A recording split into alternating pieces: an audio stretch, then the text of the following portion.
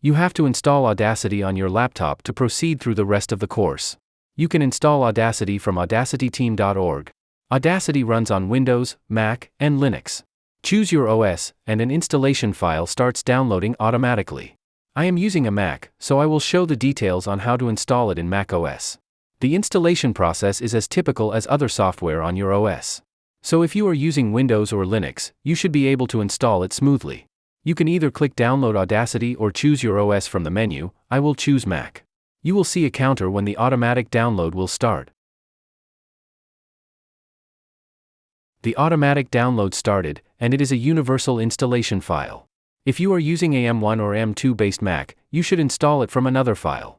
If you are using an Intel based Mac, this universal file is fine. I am using a M1 based Mac, so I will cancel this download. That file is also linked here, but it had some issues with M1 or M2 based Mac. If you are using an older version of Mac OS, choose this x86 file. For the latest version of Mac OS, choose ARM64 file for M1 and M2 Macs. I already had the file, but I will download it again to show you the whole process. Audacity file size is around 20 megabytes, so it will be downloaded shortly.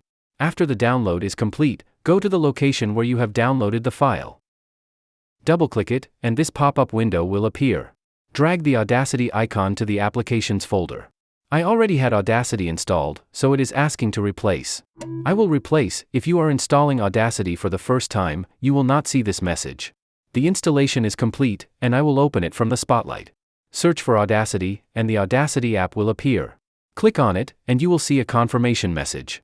Audacity has been installed outside the App Store, hence it is asking me if I am sure to open the app. I will click Open, and Audacity will become available to use. After opening Audacity, you will see a screen like this.